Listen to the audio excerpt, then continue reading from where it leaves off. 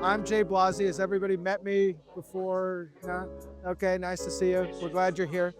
We're gonna walk holes 10 through 15, and then we'll walk around a little bit on the short course, and we'll come back up number 18 from there. In terms of how things are going, we're doing great. Obviously, you guys were all here, so you know how wet the spring and the summer was. We missed 31 days of work due to the rain. Um, we had a number of instances where it would rain, it would just start to dry up 2 or 3 days later, and then it would rain again. So I think from May until August, we never had a stretch where we could work 4 days in a row. But despite all of that, we have grassed everything that we wanted to grass this year. Our target was to grass holes 10 through 15 and the short course, and we've done that, and we've gotten one additional hole. We've grassed hole 16 as well. So we feel really good about the progress that we've made this year. We're going to keep working as late as we can into the fall, making progress on the front nine. So we feel really great about kind of where we're at from a progress standpoint. And hopefully, as we walk around today, you'll get as excited about the golf course as we are. We feel really great about the golf course and how it's come together. We think that you're going to have a lot of fun shots to play in the future. You know, we're standing at the event lawn. Directly behind me right here is the short course. So we're actually standing on what can be used as the first tee for the short course. Goes down here. The green sits just below or just above the little lake there. So you could putt it off of this tee if you wanted to. It's probably about 80 yards. Number 2, the green has bunker left and bunker right, sits kind of below the existing restroom. And then just to the left of that, you tee off and you come back and play down to what used to be the 12th green. That's going to be number 8 on the short course. If you look over to your right, you'll see the tees on number 10. There's a back tee close to the cart path over there. That may or may not be used on a day-to-day basis. Most of us are going to be teeing off at the more forward 2 tees that you see next to those pine trees. Number 10's kind of a long to medium par 4 that moves from right to left. So you'll hit your tee shot out towards that oak tree, and then the hole goes to the left from there. So the driving range is over to your right. You can see we've actually just shaped that last week. And so the old driving range tee had kind of 4 different levels. We've tried to smooth that out to make that kind of one big level so that we can maximize that same space.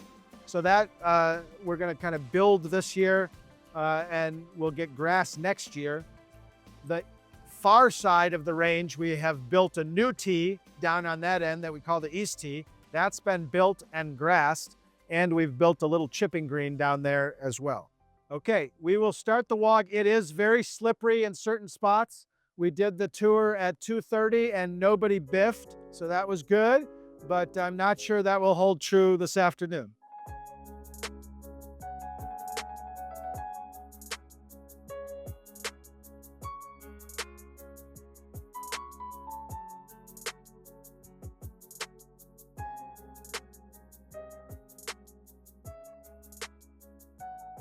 From a strategy standpoint here on the 10th hole, we're in the fairway. We've all hit a perfect drive right here in the middle of the fairway.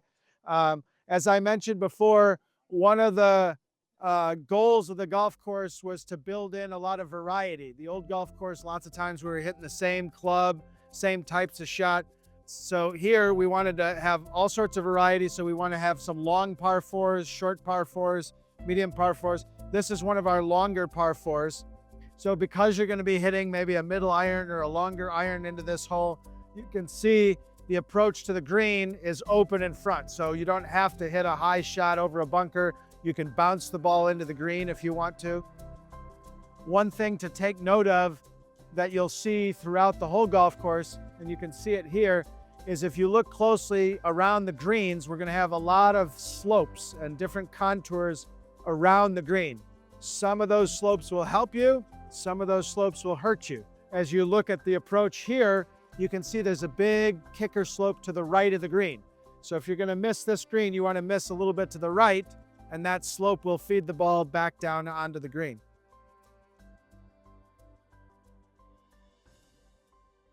The question was, what kind of sand are we using?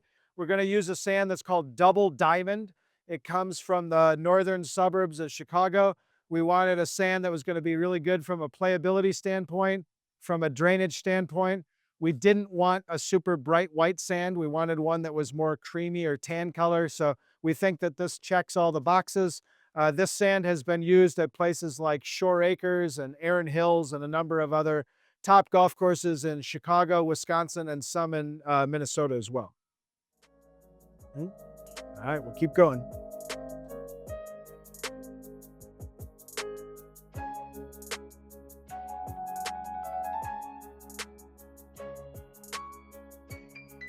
What you'll notice is that the green surface itself isn't too wild and crazy, right? So we've got lots of space, almost this entire green you could put a pin on. So we talk about pinnable space. That's the area that's kind of under 3% slope. So on this green, pretty much the whole green with the exception of that little swale over there, and there's a little shoulder over here, everything else is pretty pinnable.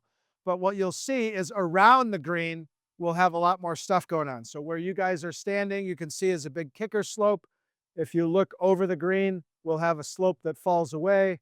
Front left, there's a slope that falls away, things like that. So hopefully what that means is that you need to pay attention to what's going to happen to the golf ball after it lands. It's not just going to be throwing darts all day.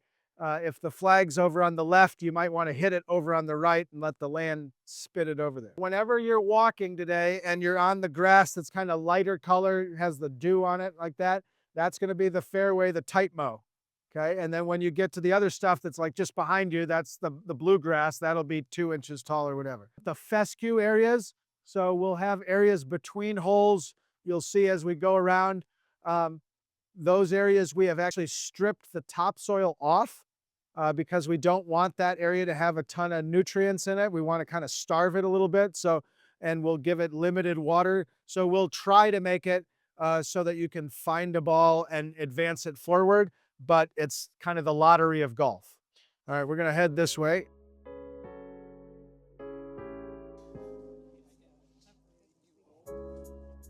Okay, so we are standing on the back tee for hole number 11. Number 11 is going to be a par 5. It's a dogleg from right to left. Okay, so we're standing on what would be the back tee for day-to-day play. You can see these other 2 tee boxes in front of us. You're going to hit your tee shot over those out into the big open area of the light colored grass. And then the hole starts to move to the left. If you look way in the distance, just in front of the tree line, you'll see the flag stick with the red flag. That's where we're going. Okay. So this is probably a 3-shot hole. It's probably wiser to lay up on your second shot, and we'll talk about what's going on at the green complex. Behind us is actually a tournament tee box that can be used for hole 11, 14, and 17. So if you ever wanted to have a really big event, a state am or a state open or something like that, you can put them back there. Well, we're up here. You can look back that direction. That's going to be hole 17. That's playing out to where your old number 13 green was. If you look to your right, you'll see number 16 green sitting down by the wetland. That's where your old 17 green was. All right. So as we walk holes 11, 12, and 13, we're going to, the second half of 11, all of 12, and the first half of 13, that was the unused land to the right of hole number 16, the 20 acres that we tried to take advantage of.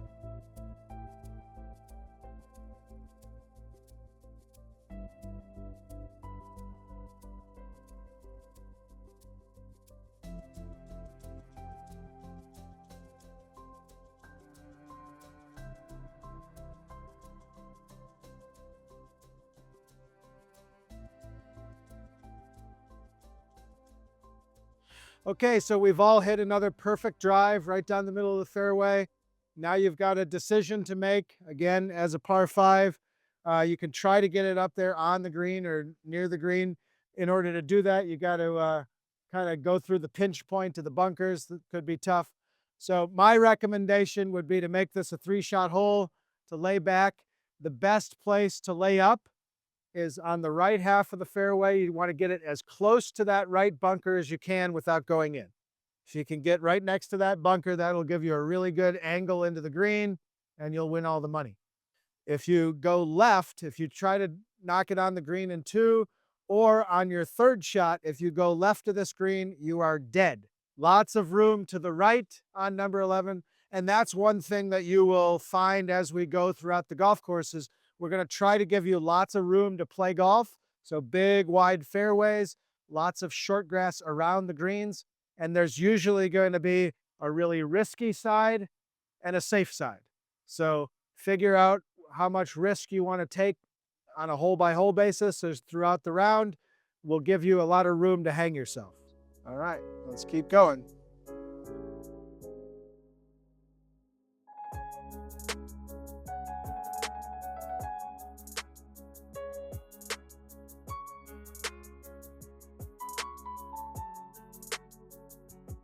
Okay, so 11 green. This is one of the smaller greens on the golf course.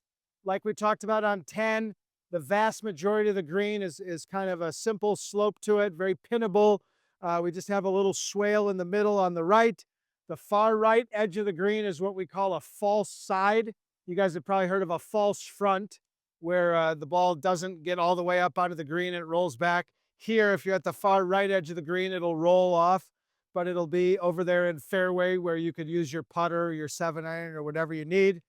The far left edge of the green has a little sideboard, and the very back of the green has a little bit of a backboard there for you. So again, far better to miss over here on the right and be chipping or putting up into the green.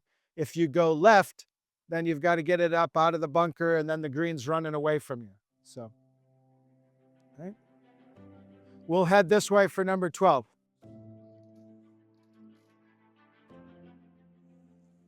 Okay, so this is number 12. This is our par 3 hole. We're going to have 4 par 3s on the golf course. Number 3, number 7, number 12, and number 15. And ideally, we want those holes to play very differently. So we want you to use 4 different clubs. So this will be the long par 3. If you're playing the appropriate set of tees, you should have a long iron or a hybrid or maybe even a 3-wood in your hand, okay? This hole is representative of many other holes. We have tees that are going to stretch for about 150 yards here. So the forward tee might be at about 70 yards, and then the traditional back tee might be at 220 or 230. We even have a secret tee if you wanted to have a state open or state am that could be 270 or 280. So again, this is our long par 3. You see those bunkers on the right, they look kind of intimidating. They're actually there to save you, right? So the wetland that's there to the right, we want to save balls from going into the wetland. So hopefully those bunkers will actually slow down more shots than they'll punish. This green is kind of long and skinny. It's very deep. There's actually a portion of the green behind that flag that's down low. There's a little hidden bowl back there. The bailout on this hole is left. We have a bunch of fairway, 20 to 30 yards of fairway left of this green. If you hit it left of the green, that fairway will kick it down onto the green. So the play here is to aim down the left side and let the land do its work. This hole was the first one that we seeded. Like 2 hours after we seeded it, there was a huge rainstorm. And so this one was pretty heartbreaking. You know, we had waited for so long to be able to start seeding, and then the first time we try it, we've had our biggest washouts. So this is the biggest washouts that you'll see. We've already kind of started to repair some of them. We'll continue to do that as we go. Just know that that's kind of a normal part of the process. This happens on every golf course. So, well, it looks kind of nasty now. Come next year, the year after, it'll all be cleaned up and looking and playing pretty good. Okay. So as we talked about here, this green is kind of long and skinny and deep. There's this kind of secret little section here in the back that looks very intimidating from the tee. When the flag is in the back right and you're on the tee, it's going to look like the flag is coming out of the bunker, and it's impossible. The reality is if you hit your ball here, it's going to trickle right down towards the hole. So you'll get more hole-in-ones when the flag's way in the back than when it's on the front, okay? So, and where we're standing is where you want to hit it, right? You guys are all standing on the fairway that's tipped towards the green. So hit it over here, let the land do the work, okay? We'll go up to the top tee and look at 13 from up above. This is number 13. This will be kind of a short to medium par 4. It's about 350 from the back tee. So it should be a driver and a wedge hole if you're playing the appropriate tee. We want to give you lots of choices. So you can see the 2 bunkers on the right. You can play at those bunkers and lay up short of them and leave yourself a longer approach in. The bunker on the left, I believe, is about a 235 carry. You can choose to try to hit over that bunker, and that'll give you a little better angle into the green. Or you can aim it at the right bunkers and draw it, if you're right-handed, draw it around the corner. Lots and lots of choices.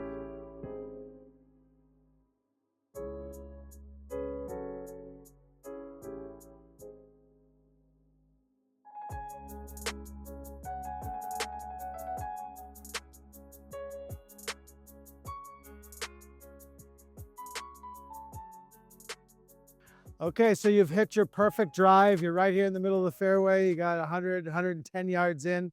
It feels very benign. Here, the defense for this hole is probably the green itself. So the green's got a little bit of a unique shape to it. It's kind of like an upside down L. And then there, the front right has a little bowl. The back right, there's a little shelf that you have to get over to get to that back right hole location. So if you're somebody who likes to hit the ball high and has spin on the ball, this is going to be very tricky because of the contours on the green.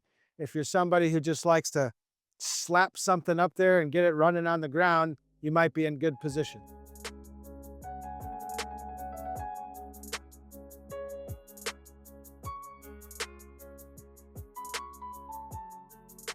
Okay, so we are standing on the back tee of number 14. We're going to play out this way. The green sits roughly where your old number 16 green sat. Again, this is one of our longer par 4s. So if you're playing the back tees and you're a bomber, you have to hit it over a big expanse of the fescue grass. It's still very manageable if you're a bomber. I think it's like 170 yards to get to the fairway. It's not 250. If you're not a bomber and you play from the middle of the more forward tees, you don't have to hit it over anything. The fescue's off to your side, so you tee off over there. And this hole kind of plays like a valley hole. So it's kind of high on the left, high on the right, and the fairway kind of goes through the valley. You'll see when we get up there, the green is very narrow and deep, but kind of sits in a little saddle. Okay, so this is another one where there's lots of contours around the green that can help you get the ball close to the hole. So, but this is another one of our longer par 4s. If you look and you squint in the distance, underneath the trees that are turning color, you'll be able to see the flag up against the trees.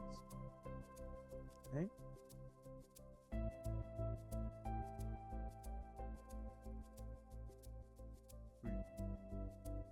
Okay, we've hit another perfect drive right down the middle. You can see we've got kind of a longer approach to the green. The green's pretty narrow. No bunkers on this hole. For the most part, the golf course doesn't have a ton of bunkers, but when there is one, you probably don't want to be in it, okay? So we try to give you lots of room to avoid them, but we try to put them in spots that maybe tempt you and sucker you into something that you shouldn't do, right? So this one is another one that's good to keep the ball on the ground, bounce it in there. The slopes on the right will feed the ball onto the green. The slope short left will take it away from the green, okay? So should be a fun long hole. Again, trying to build in variety. Long par 4 here. 16 is a short drivable par 4, okay?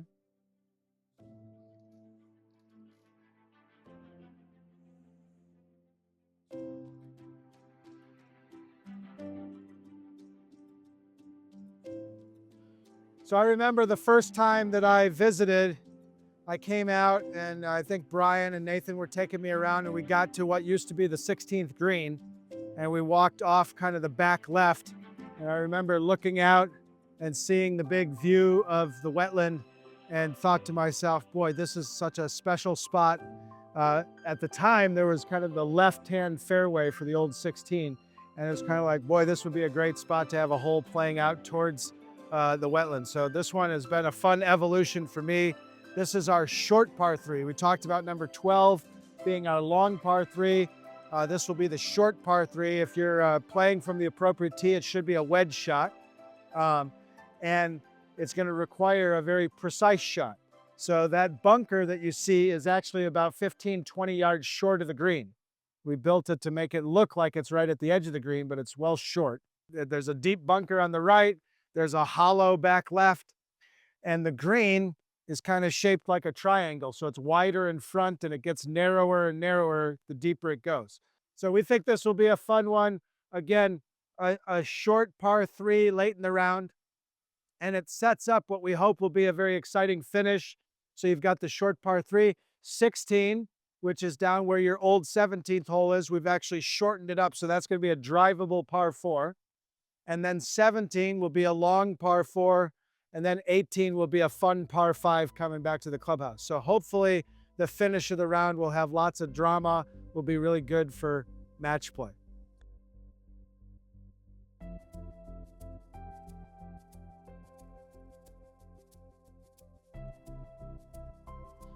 Okay, so when we look down here, this is going to be the 16th hole, placed to the same corridor as old number 17. But like I said, we've kind of shortened up the hole to make it a risk-reward drivable par 4.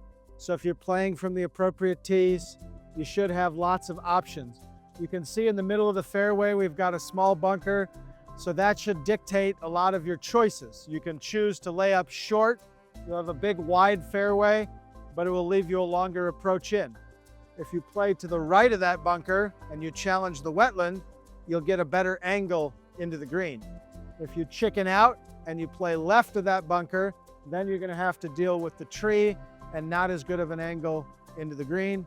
If you hit it over the bunker and you thread the needle between the tree and the wetland, you're on the green putting for 2. So hopefully that will be a really fun point in the round to have a risk-reward hole like that. Again, this was a bonus. This was not planned to be built this year. We had only planned to get through 10 through 15, but because August and September were so good, we made pretty good progress and we were able to get this hole built and grass. So we feel really good about that. From here, we are going to walk past 10 green and we're going to get into the middle of the short course.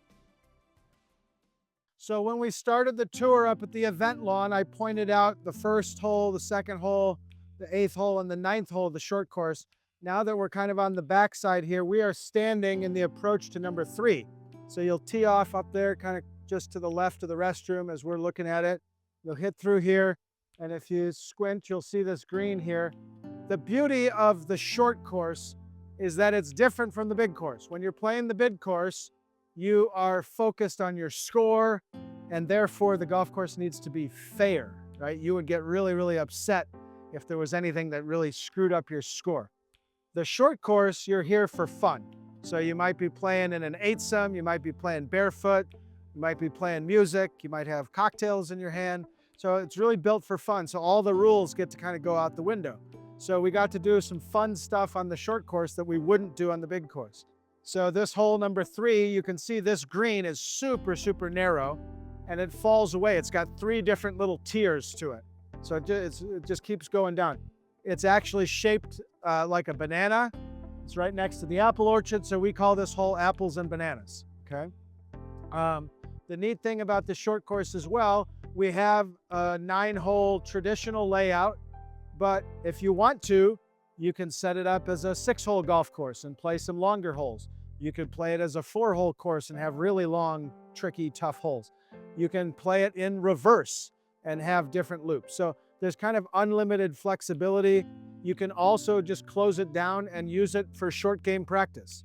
So if you had a big event and you had your member guest and you got 140 people out here and they all wanted to chip and putt practice-wise, you could use the short course for short game practice before you go off and play.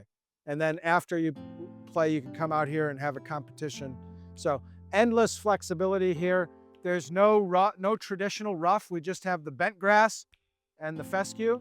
So we'll probably have some tee blocks out, but truly you can tee off anywhere you want. Most of the holes you could play with a putter if you want to. This space here is really built for fun, so we want you to be really creative in how you use it and throw the scorecard away and just come have fun. If you look just to the left of the apple trees, that area would be the tee for number 4, and you're going to hit to the left. And if you look out in the distance, you'll see the last area that's grassed kind of looks like a bowl. That's the green on number 4, and there's a big ramp at the back. So on number 4, you'll hit your shot to the very back of the green. It'll go up the ramp. It'll come right back in the hole. Okay.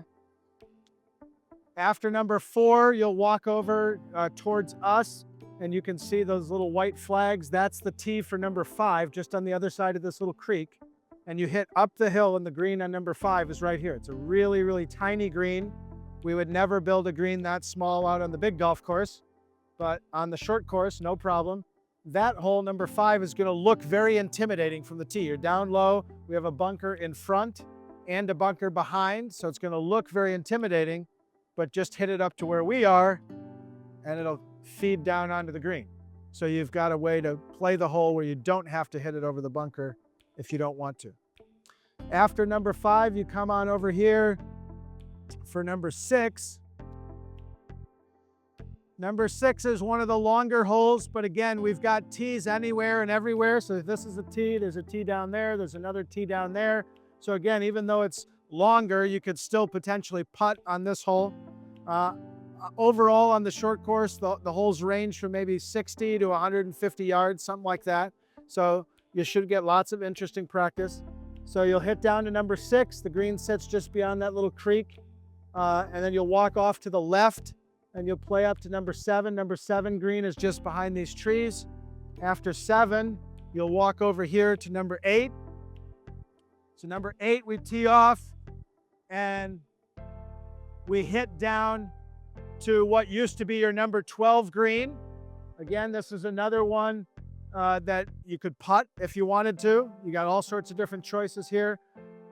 Don't go long, don't go left. So this should be real fun. After you finish number 8, you walk off to the right on the lake edge. And number 9, you hit across the lake. The green sits just beyond those 2 bunkers. Again, there's one of those big kicker slopes or backboards behind the green. So on number 9, hit it long, let the slope bring it back onto the green. Hopefully, if you're on the patio or you're on the event lawn, you should be able to watch people hit shots on 1, 2, 8, 9, and you'll see people playing out on 4 and 5. So hopefully you'll get good views from there.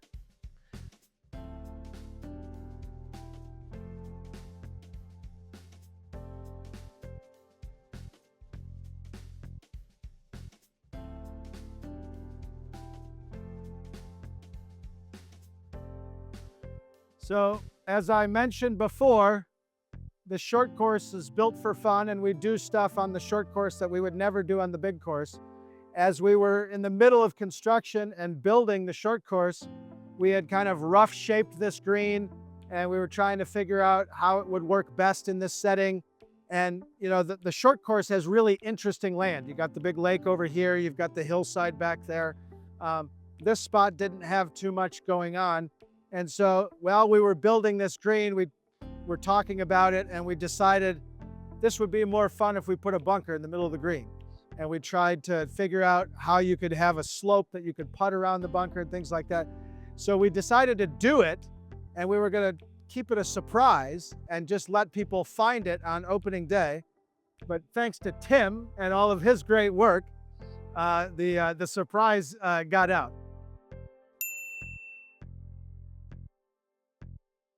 So now everybody knows we've got the little bunker here. So again, something we wouldn't do on the big golf course, but knowing that this was just built for fun, we thought this fit in very well with the rest of the short course. So if the flag's in the back and you're in the front, you should be able to putt around the bunker one way or the other. So no chipping.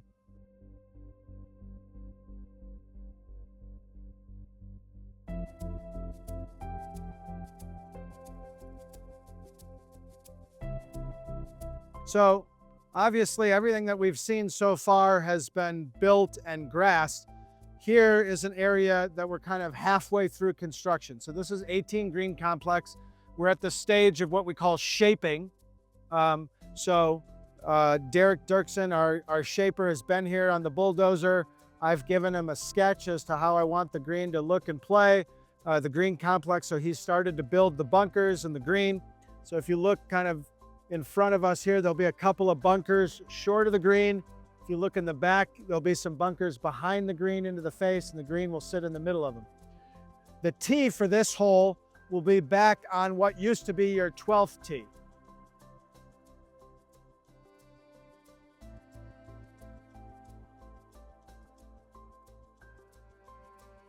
On the 18th hole, there'll be a portion of the wetland area that we fill in. Okay, so this hole kind of starts where 12 tees were, played through 12 fairway, through 10 fairway, and finishes where 10 tees used to be.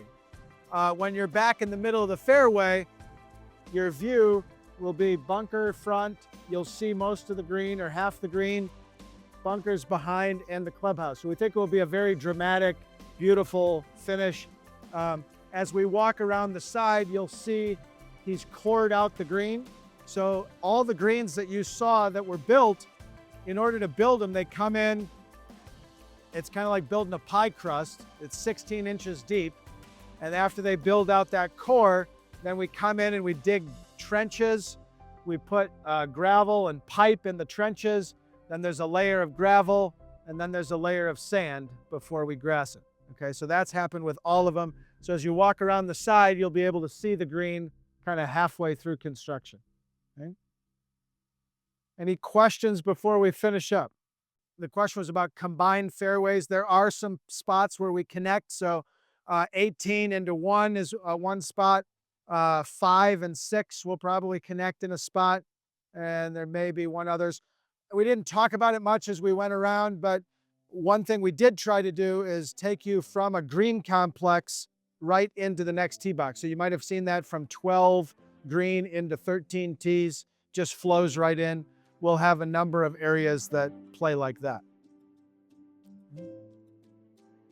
All right, well, can't thank you guys enough for taking time out. I know it wasn't the best of days. Hopefully your shoes made it through.